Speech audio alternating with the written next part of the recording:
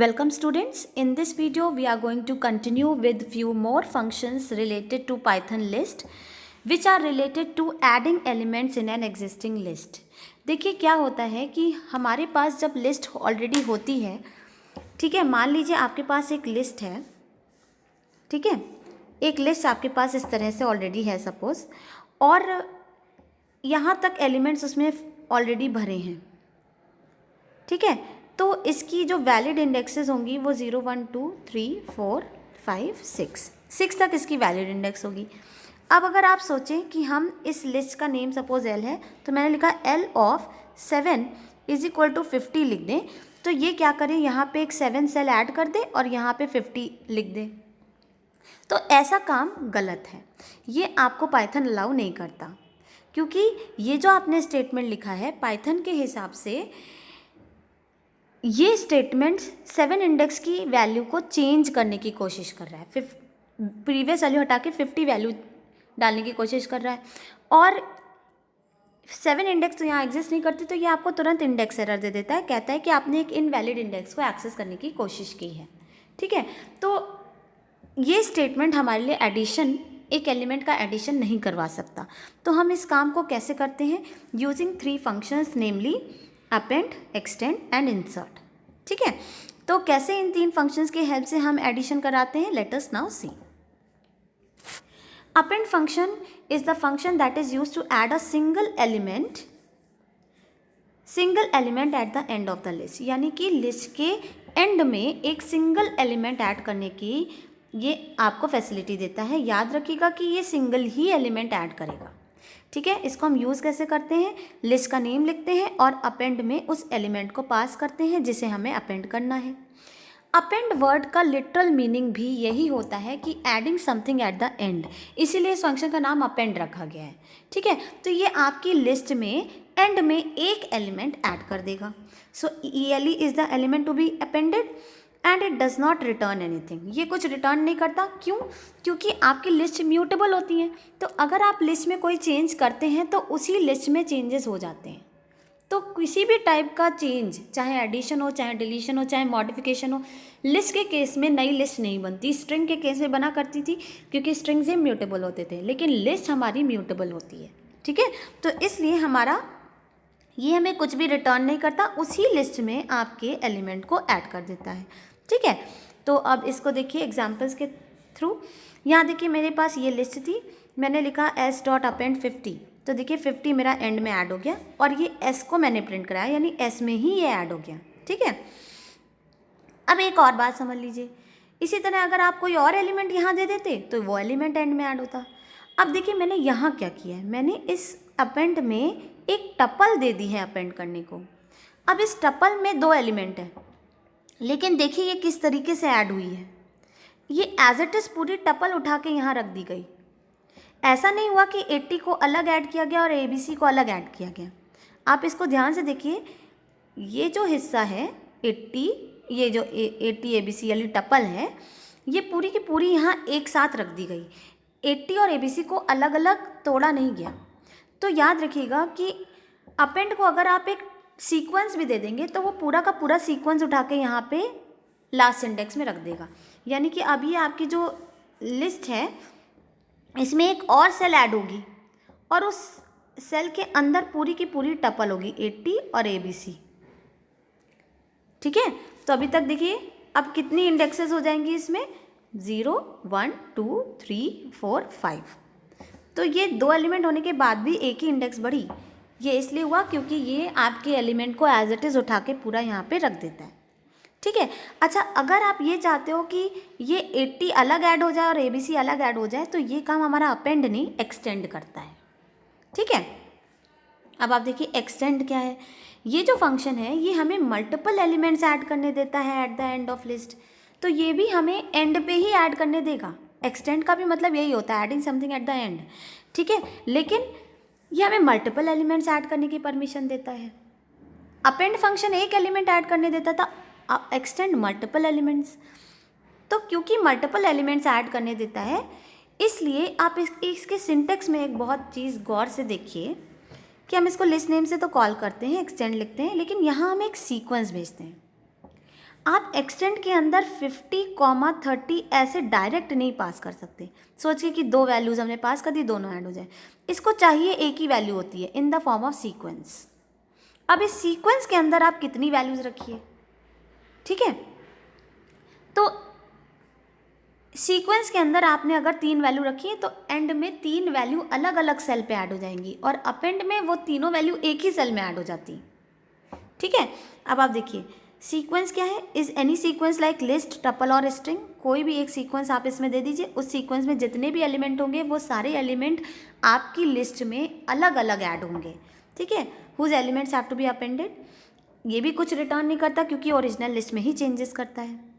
अब जो पॉइंट मैं आपको बता रही हूँ ना कि यहाँ हम सीक्वेंस देते हैं, मल्टीपल वैल्यूज़ नहीं देते। एग्जैक्टली वन आर्ग्यूमेंट इसको चाहिए होता है, exactly one argument, that is a sequence. और उस सीक्वेंस के अंदर जो उसके खुद के एलिमेंट्स होंगे वो एलिमेंट्स आपकी लिस्ट के एंड में ऐड हो जाएंगे। तो इसको देखिए एग्जाम्पल से। यहाँ देखिए मैंने एक लिस्ट ली 20, 30, 40 @ अब मैंने एक्सटेंड में दिया एक टपल, और उस टपल में 3 एलिमेंट हैं। तो आपकी अब लिस्ट जो है ना उसमें 3 एलिमेंट ऐड होंगे। ये टपल पूरी पूरी उठा के अंदर नहीं रखी जाएगी, इस टपल के हर एक एलिमेंट को अलग अलग ऐड किया जाएगा। तो देखिए आपकी लिस्ट की लेंथ पहले 4 थी, अब हो गई 7। क्यों? क्योंकि 3 एलिमेंट ऐड हो गए, ठीक। अब यहाँ देखिए मैंने क्या दिया है, लिस्ट दे दी। अब लिस्ट दिए तो लिस्ट के भी हर एलिमेंट अलग अलग ऐड हो गया। तो देखिए पहले कितनी हो गई थी, 7 हो गई, अब देखिए 9 हो गई इसकी लेंथ, ठीक।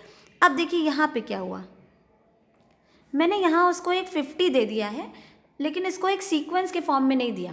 तो इस एक्सटेंड फंक्शन कहता है मुझे एक सीक्वेंस चाहिए। अगर आपको 50 देना था ना तो आप मुझे इसको एक लिस्ट या टपल में रख के देते, तब मैं इसको एक्सेप्ट कर सकता हूँ। तो इसीलिए कह रहा है कि int object is not iterable, उसे एक सीक्वेंस चाहिए, एक आइटरेबल चाहिए। सीक्वेंस और आइटरेबल एक ही चीज़ है, ठीक है। तो इसलिए इसने एरर दिया। अब देखिए मैंने यहाँ एक स्ट्रिंग दे दिया, स्ट्रिंग दिया तो देखिए यहाँ तक एलिमेंट ऑलरेडी थे ASD, यानी इस सीक्वेंस का हर एक इंडिविजुअल एलिमेंट लिस्ट के अलग अलग सेल पे ऐड होता है, ठीक है। लेकिन अपेंड में क्या हो रहा था कि अगर आपने अपेंड में एक ये स्ट्रिंग दी होती तो ये पूरी की पूरी स्ट्रिंग 12 के बाद एक साथ ऐसे ऐड हो जाती, यहाँ 12 के बाद ऐसे ऐड हो जाती। लेकिन ये देखिए कैसे ऐड हो रही है। So this is the basic difference between append and extend. अब देखिए अपेंड और एक्सटेंड का थोड़ा सा कंपैरिजन देख लें। दोनों अपेंड और extend do not return a new list. मैंने आपको बताया कि ये दोनों क्योंकि लिस्ट म्यूटेबल होती हैं इसलिए ये जो भी एडिशन करते हैं एलिमेंट का वो ओरिजिनल लिस्ट में ही ऐड हो जाता है और नई लिस्ट बनाने की ज़रूरत नहीं होती। इसीलिए हमें यहाँ पे वही पॉइंट मैंने कहा है कि they make changes in the original list because list are mutable. अब देखिए ये वाली लिस्ट थी, अपेंड किया 20, तो देखिए इसने रिटर्न कुछ नहीं किया, यानी x देखो प्रिंट कराने पे नन प्रिंट हुआ, लेकिन t प्रिंट कराने पे देखिए 12, 45, 20 हो गया, यानी कि इसने ओरिजिनल में ही ऐड किया था और रिटर्न कुछ नहीं किया था, ठीक है। फिर t डॉट एक्सटेंड ABC कर दिया तो लिस्ट हमारी 12, 45, 20 हो चुकी है। अब उसमें एक्सटेंड ABC करोगे तो A, B और C अलग अलग ऐड होंगे। तो देखिए अब आपकी लिस्ट की लेंथ 6 हो गई और ओरिजिनल लिस्ट में ही चेंज हुए। B को प्रिंट कराया तो नन हुआ। देखो B ने रिसीव किया था ना रिटर्न वैल्यू, तो उसको नन रिटर्न हुआ, means it does not return anything. Append और एक्सटेंड में डिफरेंस देख लीजिए। अपेंड को एक सिंगल एलिमेंट ऐड करने के लिए यूज़ करते हैं eight the end of the list, लेकिन एक्सटेंड को मल्टीपल एलिमेंट्स ऐड करने के लिए यूज़ करते हैं। मल्टीपल एलिमेंट्स ऐड ज़रूर करता है लेकिन हमें देना एक सीक्वेंस ही होता है, यानी कि एक ही वैल्यू एक्सेप्ट करता है लेकिन वो सीक्वेंस होना चाहिए। फिर length of the list will increase by 1 only in case of append function, but here the length of the list will increase by the length of the sequence pass. यानी आपने अगर जो सीक्वेंस पास किया है उसकी लेंथ अगर 3 है तो लिस्ट की लेंथ 3 से इंक्रीज हो जाएगी, अगर उसकी लेंथ 5 है तो लिस्ट की लेंथ 5 से इंक्रीज हो जाएगी। लेकिन अपेंड में लिस्ट ओनली 1 साइज से बढ़ेगी, क्योंकि जो भी आप एलिमेंट देते हो चाहे वो सीक्वेंस हो चाहे वो सिंपल एलिमेंट हो, वो एक साथ पूरी सेल में एक ही सेल में ऐड होता है, ठीक है। नेक्स्ट है हमारा इंसर्ट फंक्शन। अब ये जो अपेंड और एक्सटेंड फंक्शन थे ये तो हमारे एलिमेंट्स को एंड में ही ऐड करते थे. What if we want to insert an element at a particular index. हमें जिस इंडेक्स पे चाहिए, मान लीजिए हमारी लिस्ट में ऑलरेडी 10 एलिमेंट्स है और मुझे 2 इंडेक्स पे एलिमेंट को इंसर्ट करना है, तो फिर मैं कैसे करूँगी? That is done using insert function. ये हमें ये फैसिलिटी देता है कि आप इसमें एक इंडेक्स बताओ, पोजीशन, और बताओ वो आइटम जो इंसर्ट करना है. तो जो पोजीशन आप बताएंगे, अगर ये इंडेक्स एग्जिस्ट करती होगी तो ये आपकी उस इंडेक्स पे एलिमेंट को ऐड कर देगा. ठीक है. So this function inserts N element at the specified position of your choice, unlike append and extend function which will always add the element at the end of the list. तो append और extend तो and पे add करते थे, ये आपकी choice की index पे इंसर्ट कर देगा. ठीक है. पॉज क्या है? Pos is the index at which the element is to be inserted and item is the element to be inserted. और ये भी हमें कुछ रिटर्न नहीं करेगा क्योंकि ये जो भी इंसर्शन करेगा वो ओरिजिनल लिस्ट पे ही इंसर्शन करेगा. ठीक है. तो ओरिजिनल लिस्ट ही हमारी बदल जाएगी, तो कुछ रिटर्न नहीं होना है. एग्जाम्पल से देखिए, 10, 40, XYZ 3.8 ये हमारी लिस्ट थी. मैंने कहा 3 इंडेक्स पे 50 को इंसर्ट कर दो, तो 3 इंडेक्स कहाँ आएगी? 0, 1, 2, 3, यानी 3.8 को शिफ्ट होना पड़ेगा आगे और 3 इंडेक्स पे आएगा 50. तो देखिए क्या हुआ. अब आपने बीच में इंसर्ट किया ना, तो उस इंडेक्स पे ऑलरेडी जो एलिमेंट था उसे डिलीट नहीं होना है, उसको आगे शिफ्ट होना पड़ेगा और उसके बाद वाले सारे एलिमेंट्स को भी आगे शिफ्ट होना पड़ेगा, so that you can create a space for the new element and then you can insert it at the specified index.